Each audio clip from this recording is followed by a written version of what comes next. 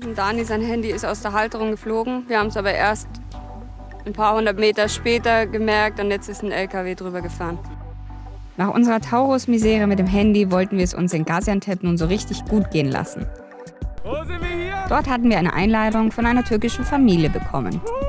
Sie selbst wohnten in Deutschland und boten uns an, dass wir ihr leerstehendes Haus nutzen konnten, solange wir wollten. Dort konnten wir uns eine Ruhepause gönnen und uns ums defekte Handy in der Stadt kümmern. Außerdem waren wir ganz scharf darauf, endlich die berühmt-berüchtigte lokale Küche zu probieren. So, wir packen es los.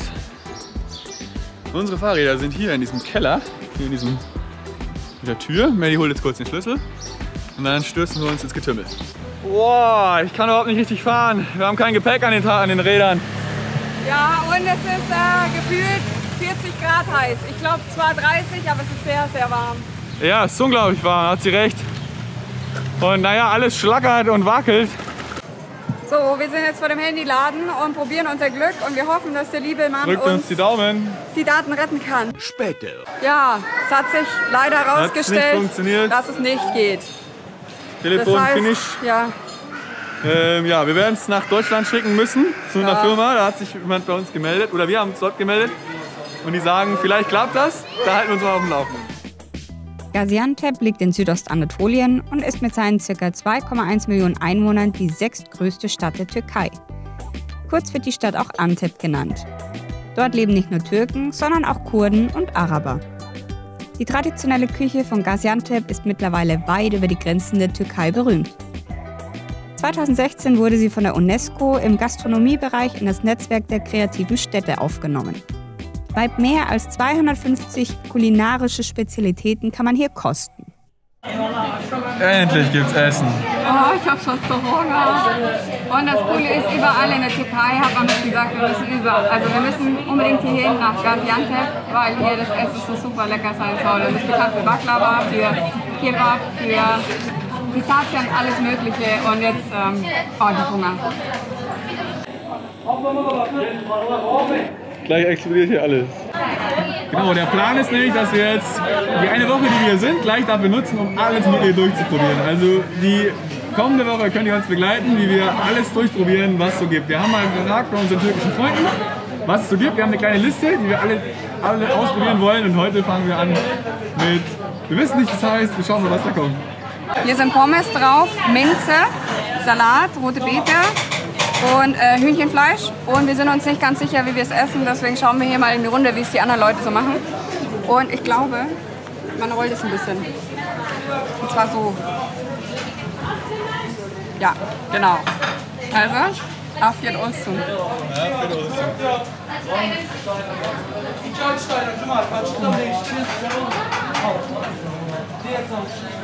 Also der Teig ist schon mal super fluffig und spitze. Ist gut gewürzt. Ich bin auch gar nicht so weit. Ich muss erst mal essen. Also der Teig ist super genial. Der ist super fluffig, das kenne ich so gar nicht. Normalerweise sind die eher flach. Und es ist Fleisch. Tomate, Salat, rote Beete, Kohl, super geniale Minze, toll gewürzt, schmeckt wirklich sehr gut. Also es ist jetzt ein Gaziantep-Döner oder Dürüm, ja. Er hat gesagt Döner beim Bestellen. Also es war sehr gut, wirklich super klasse. Ein kleiner Tipp noch, an die das mal ausprobieren wollen. Und die nicht so richtig wissen, bei mir ging das am Anfang auch so, wo gehe ich denn jetzt im Ausland am besten essen? Geht dahin, wo am meisten los ist. Diesen Laden hier haben wir deswegen ausgewählt, weil der proppevoll ist. Die Leute stehen draußen und warten darauf, dass ein Tisch frei wird. Hier drin, die drängen sich alle, also das muss einfach gut sein. Das hat einen Grund, dass die Läden voll sind. Und das ist hier auch, ihr seht selber, was hier los ist. Und hier gibt es keine übersetzten Menüs, die irgendwie auf Englisch sind oder sowas. Sondern die Sachen, die verkaufen sich einfach so gut, dass die Leute einfach kommen. Und dann muss man nicht irgendwie Touristenfänger draußen hinstellen, die einem entgegenlaufen und sagen, Sir, wollen Sie sich da hinsetzen? Die Läden versuchen wir eigentlich immer zu meiden. Also nur so ein kleiner Tipp am Rande, sucht die Läden, die voll sind.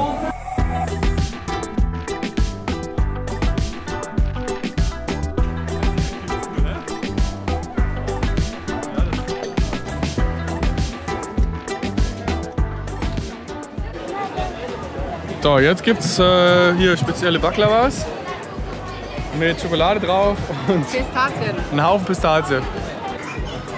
Achtung. Sieht aus wie eine Zwiebel, ohne Schokolade zumindest. Oh, das ist mega lecker. Super lecker. Ja? Wow. Essen.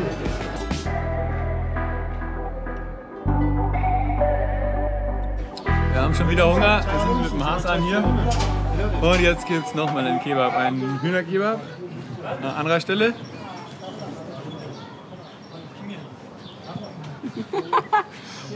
Wir haben schon richtig viel Hunger. Ja, das Essen war gut. Mehr als beim ersten waren. Also es war jetzt ein Hühnchenkebab. War auch ein bisschen teurer, aber trotzdem gut. Obwohl ich das erste besser fand. Da war ein bisschen mehr Soße drin und so. Der Hasan, der kam dazu und hat sich erst ganz nett mit uns unterhalten, aber dann kam er dann doch zum Punkt, um was es ihm eigentlich ging. Er hat nämlich gefragt, ob wir deutsche Frauen kennen, die er gerne heiraten, also er würde gerne heiraten und ob wir ihm denn da eine vermitteln können. Dann habe ich ihm erklärt, dass das so nicht läuft in Deutschland, dass da die Frauen den Mann selber auswählen. Und dann hat er so, ja, gegrinst, so, ja, Mist, hätte ja klappen können, ja. Also wir sind wir keine trinken jetzt Heiratsvermittler. erstmal ein Bier. Darauf Genau. haben wir uns nämlich die ganze Zeit schon gefreut. Und Jawohl. es Also- gibt einen Tuborg. Tuborg Filtres. Damit schließen wir heute ab. Wir hatten einen super Kebab, danach war es Süßes, dann noch ein Kebab und jetzt ein Bier. Jetzt sind wir satt. So viel haben wir uns War schon lange toll. nicht mehr Ja. gegönnt. Eigentlich noch nie. Das ist jetzt das erste Mal. Wir sind jetzt seit mehr als 1,5 Jahren auf Tour und ihr habt alle unsere Videos geguckt. Wenn nicht, dann jetzt sofort. Und dann wisst ihr nämlich, dass wir sowas eigentlich nie machen, weil es sich finanziell nicht geht. Aber hier ist es mal eine Ausnahme, weil wir wirklich schon so lange unterwegs sind und So sparsam waren Ja. und das ist so die Das Belohnung haben wir für uns die mal gegönnt. letzten 1000 Berge, die wir erklommen haben. ihr habt ja gesehen, wir haben jetzt jedes Mal eingeblendet nach dem Essen, was gekostet hat. Also es ist alles nicht die Welt. Man kann das nicht immer machen, sonst kann man nicht ewig reisen, aber das haben wir jetzt mal gemacht und ich glaube, es hat sich gelohnt, oder? Super. Jetzt trinken wir unser Abschlussbier, dann lassen wir den Tag heute ausklingen und morgen geht's auf was Neues ausprobieren. Heute war der Kebab-Tag. Oh nein! Ja, Melly hat's verkackt. Ich mach das jetzt, ich löse das Problem. Ich habe sogar Werkzeug dabei. Bis dann. Zweiter Tag. Ja, wir sind jetzt gerade beim Schneider gewesen, haben meine Sachen abgegeben, die holen wir in einer Stunde wieder ab. Und auf der Straßenseite gegenüber, da ist der Fotoladen, da haben wir jetzt mal eure Postkarten in Auftrag gegeben, die holen wir auch gleich ab. Und jetzt stehen wir vorm Bäcker. Und da holen wir uns jetzt gleich super gutes Baklava. Da könnt ihr mal durch die Scheibe gucken. Wir werden von allem etwas nehmen. Jetzt nehmen wir euch mal mit. So, wir sind bei Hachi Usta. Und den haben wir so zufällig entdeckt. Und er macht uns jetzt von jedem zwei. Super toller Laden, hier drin riecht es voll gut nach Butter und Milch und allem. Ihr wollt bestimmt wissen, was da drinnen ist. Achtung. Er hat es noch mehr zugeklebt. So, jetzt aber Oh, die vollkommene Füllerei. Ja. Und es ist so gut. Also solche Bobbel haben wir gestern schon probiert, aber mit Schokolade. Ja. Ich freue mich darauf, sie ohne zu probieren, weil die Schokolade hat für mich ein bisschen too much. Es war schon gut, aber ich möchte ja eigentlich die Pistazie schmecken und das Fett und das alles. Das sind so meine Meinung nach Baklava, wie ich sie kenne bis jetzt, mit Nüssen und so weiter drin. Pistazien, Nüssen. Das ist ja die pure Pistazie, glaube ich. Ja. Wirklich bombastisch. Das sind die, die wir im Laden probiert haben. Das ist so eine Art, es ist ein bisschen die Struktur wie eine Künefe, also diese Fäden, aber auch mit Pistazie drinnen. Und das ist, glaube ich, sowas ähnliches wie das, nur in lang. Also wenn ihr jetzt ein Türke zuguckt, wäre klasse, wenn ihr uns mal aufklären würdet. Dieses Mal haben wir leider keinen lokalen Führer dabei, hier in Gaziantep. Ihr wisst ja, wir freuen uns immer total, wenn wir mit irgendwem, der aus der Gegend ist, rumziehen, weil da erlebt man einfach viel mehr und viel direkter und lernt auch das ganze Zeug. Was jetzt leider hier nicht der Fall ist, aber das kriegen wir schon alles raus. Ich kann wirklich nicht mehr widerstehen. Ich muss jetzt schon eins probieren. Und zwar, ich glaube, ich nehme hier sowas. Diese lange grüne Wurst. Das sieht so gut aus.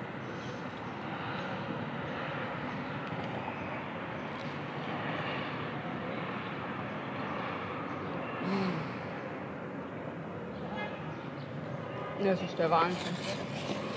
Oh, das ist der Wahnsinn, Leute. Es zerschmilzt auf der Zunge. Ganz viel Pistazie.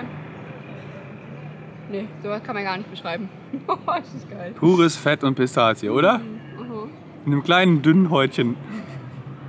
Ich freue mich. Was mir besonders gefällt immer so an so gemütlichen Ländern, sagen wir es mal so, wie der Türkei. Da drüben ist dieser Obststand. Und der Typ an dem Obststand, der hat gerade rüber gewunken. Wir haben kein Wort miteinander gesprochen, sondern hat auf seine Augen gezeigt, auf den Obststand und auf mich. Was so viel heißt, wie kannst du mal gucken, ich muss weg. Und ja, ich habe genickt und er ist gegangen. Wir kennen uns nicht, wir haben uns nie gesehen. Ist egal, vielleicht muss er gerade zu seinem Cousin und sein Handy holen oder was weiß ich. Jedenfalls, aber wir machen es. genau, jedenfalls sind wir halt jetzt immer noch hier und gucken auf seinen Obststand. Ne? Und das gibt's bei uns nicht. Das ist so cool, diese Lockerheit. So. Genial. Oh Leute, das war super, super köstlich. Er hat uns da 2 probieren lassen und also die Pistazien, das ist schon wirklich Weltklasse hier. Ja. Und der Spaß hat jetzt 50 Lira gekostet, das sind etwa 5 Euro nach dem aktuellen Wechselkurs. Ich habe jetzt nicht auf die Gramms geachtet, aber es ist halt so eine Karton voll. Und ja, das wollten wir uns jetzt doch mal gönnen, weil das ist hier wirklich, das ist eine ganz andere Nummer. Ich habe schon öfter Baklava gegessen, in allen möglichen Teilen der Welt. Und das hier nicht zu vergleichen, wirklich. Also unglaublich. So, jetzt checken wir noch mal beim Fotomann rein und gucken, ob er fertig ist. Postkarten, die wir... Genau, für eure Postkarten. Bin gespannt, ob die gut sind. So, Mission Nummer 1 erfüllt. Und zwar haben wir Postkarten gedruckt für euch.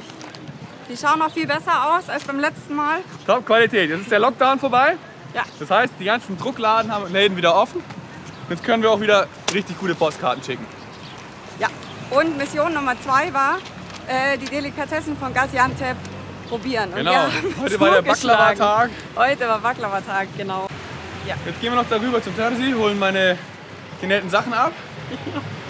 Und dann ist gut für euch. Auf zum Terzi. Also er hat meine Hose repariert. Dann die Achseln von meinem T-Shirt. Und das da unten. Super klasse. Lira? 1 lira. Yani 1 euro. 10 sagt er. He. Super. Oldu. Teşekkür. Teşekkürler. Şükran. Sağ olun. Hadi iyi günler. Sağ olun. Ey, ist super, echt. Wir sind ja gar nicht in der Touristengegend, sondern ja, so ein ja, Das ist eine Wohngegend. Wohngegend, ja genau, wo wirklich nur Türken wohnen. Gibt es keine Touris. Und jetzt laufen wir da lang und jetzt treffen wir einen türkischen Holländer. Ich glaube, ich bin super cool. Der hat was, 10 Jahre in Holland gelebt? 15 Jahre in Holland und hat einen 1A holländischen Akzent drauf. Und zwar auf Türkisch. Das ist so klasse, Leute. Und er spricht Deutsch auf Holländisch in der Türkei. Und das sind genau die Begegnungen, die wir klasse finden.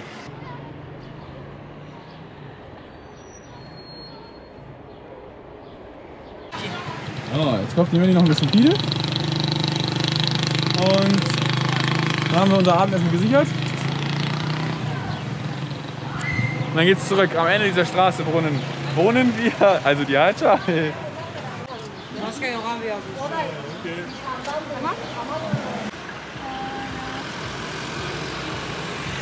Ja, Preise sind voll okay hier. Echt liebe Leute. Gülle, gülle. So, wir sind wieder fast am Haus. Jetzt müssen wir aber noch Zwiebeln und Tomaten holen für heute Abend. Da machen wir ganz lecker Tzatziki nochmal und Salat. So, und dann haben wir es schon für heute.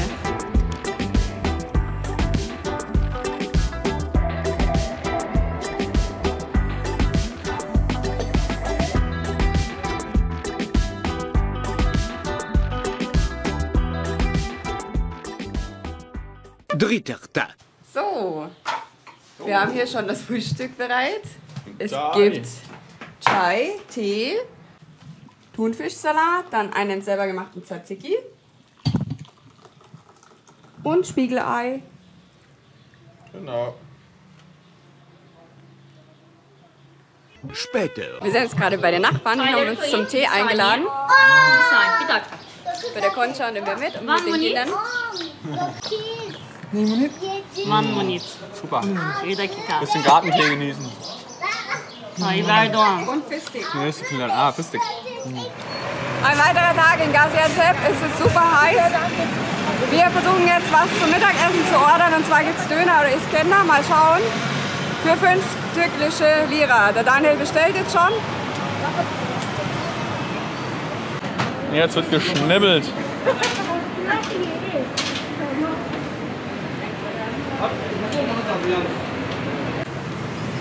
Super warm, schön frisch. Ich würde sagen 250 Gramm. Ja. Und super. Boah, geil. Hammermäßig. Wow. Und direkt ab dem ersten Bissen. Manchmal hat man es ja so, dass der Anfang ein bisschen trocken ist, weil oben das Brot ist, aber hier gar nicht. 2 Stunden später. Mensch, wir laufen hier die Fußgängerzone so entlang, schauen uns alles so ein bisschen an, haben kein richtiges Ziel. Und dann kommt der Ahmed ums Eck. Ah, danke. Und hat gemeint, er möchte uns gerne einladen. Und ich glaube, er wollte einfach ein bisschen Deutsch üben, hat sich mit uns unterhalten, ist eine Viertelstunde oder sowas, hat uns einen Adana-Kebab gekauft und ist jetzt weitergegangen, weil er einen Job hat. Wir haben gesagt, wir machen weiter auf Instagram, ich schicke ihm ein paar Fotos und das ist total lieb, du bist von der Seite angesprochen. Normalerweise geht man immer gleich davon aus, dass einem was verkauft wird, aber gar nicht. Ne? Super netter Typ, oder? Ganz lieb. Also Ahmed, wenn du das siehst, vielen Dank. Liebe Grüße auch an deinen Bruder in München. Oh, Ahmed, vielen Dank. Also der Adana-Kebab ist wirklich gut. Das ist wieder ganz anders als der, den wir vorher probiert haben. Hier ist eine Fleischrolle drin. Mit Zwiebeln und Chili, bisschen Paprika, Grünzeug. Also ganz, ganz tolles Ding. Und auch wieder komplett anders. Also ich kannte aus Deutschland einfach nur ja den Döner halt. Und Döner ist Döner. Er schmeckt immer ein bisschen anderes, je nachdem, wo man ihn kauft. Aber im Endeffekt ist es immer dasselbe. Und das ist hier ganz anders. Also wenn ihr mal in die Türkei kommt, lasst euch nicht lumpen, probiert wirklich die einzelnen Dinger durch. Irgendwann, ja, also der Facettenreichtum ist enorm hoch. 1 Stunde später. So, jetzt machen wir mal was ganz Romantisches. Wir gehen in so einen Park. Ja, und fast ist die Milli verloren gegangen. Ich bin immer noch sauer deswegen. Der Daniel hat nicht gewartet. Ich habe 5-mal gesagt, warte auf mich. Ja, hier wird immer mehr geheiratet. Und bevor wir jetzt wieder verheiratet werden, jetzt wurden wir ja schon mal in Marokko. Wer es nicht gesehen hat, guckt euch die Folge mal an. Werden wir jetzt den Standort wechseln und mal gucken, wie groß dieser Park so ist. Wir haben jetzt ein bisschen ausgeruht von der Hitze und jetzt schauen wir uns den Park mal ein bisschen an. Ja, hier wird geheiratet, was das Zeug hält. Wir haben jetzt bestimmt 10 Pärchen schon gesehen. Machen alle hier Hochzeitsfotos. Der Park ist schon ganz lustig. Und da gibt es ein Fistik-Auto. Einen alten VW Käfer, der komplett eingedeckt ist mit Pistazien. Irgendwann später. So, ich bin jetzt gerade in der Pide und Lahmacun Bäckerei und es ist so interessant hier zuzugucken, einfach wie das hergestellt wird. Also hier wird gerade Pide und Lahmacun vorbereitet. Und da drinnen kommt es dann rein. Pide nennt man übrigens auch Fingerbrot, weil man mit den Fingern den Teig bearbeitet. Das ist die Soße, die dann auf das Pide drauf kommt, das letztendlich zum Lahmacun macht. Und da hinten wird es sauber gefegt. Super cool. Unser Lahmacun ist natürlich nicht fertig. Der sieht jetzt gerade so aus. Und da kommt natürlich noch was drauf. Da haben wir hier was vorbereitet, und zwar Tomaten, Salat, ein bisschen Käse und Zitrone. Wer es gern schärfer mag, für den kleine Peperonis.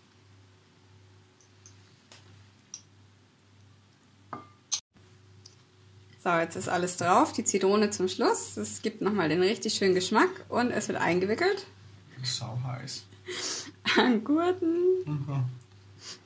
Oder hat jemand Hunger? Und wie ist es? Hunger. Sehr gut natürlich. 4. Tag. Und heute machen wir was? Wir gehen in den Zoo. Ich bin mal gespannt. Rolltreppe fahren, weil der Aufzug kaputt ist. Guck mal hier. Wir sind bei Ümit-Döner.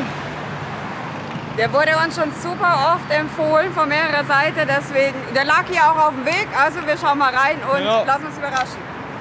Wir haben uns jetzt was Gutes bestellt, hier darf man leider nicht drin essen, aber hier in der Nähe ist ein Park und da werden wir jetzt dann gleich zuschlagen. So, heute essen wir einen echten Iskender. Der letzte war keiner. Wir hatten uns einen bestellt, aber haben dann doch irgendwie was anderes So bekommen. ein Fake-Scanner. Das hier ist ein echter und es macht man auf. Wir mögen das mit dem Verplastiken hier alles nicht, aber es geht nun mal nicht anders. Wir kommen an das Essen nur, wenn wir es mitnehmen. Gehen wir mal rein. Ah, jawohl. Hier, Fleisch, dazwischen ist der Joghurt. Jetzt müssen wir mal reinpieksen. Ja, ihr seht es ja selber, also das ganze Plastik ist schon immer schlimm. Jetzt kann keiner rechnen. Ja, genau, hier ist Joghurt. Wie ihr seht, super genial, schöne Soße, ordentlich Fleisch dabei. Hier ist ein bisschen Brot. Dazu gibt es einen Salat und natürlich Ayran, ohne den geht hier gar nichts. So, jetzt lassen wir uns mal schmecken. Sehr lecker, super lecker. In Gaziantep konnten wir wirklich mal so richtig schlemmen. Egal ob Baklava oder zig verschiedene Variationen von Döner. Alles war super lecker und klasse gewürzt. In der nächsten Folge machen wir den Zoo unsicher. Und danach geht es bei einer Affenhitze weiter durch Südostanatolien Richtung Mardin. Abonniere unseren Kanal, wenn du mehr Abenteuer von unserer Fahrradweltreise nach Japan sehen möchtest. Herzlichen Dank an alle, die uns etwas spenden oder per Dauerauftrag unterstützen. So können wir uns den ein oder anderen Döner leisten und von unterwegs aus Beiträge und Videos für euch bearbeiten. Alle Links dazu gibt's in der Videobeschreibung. Bis zum nächsten Mal. Güle Güle!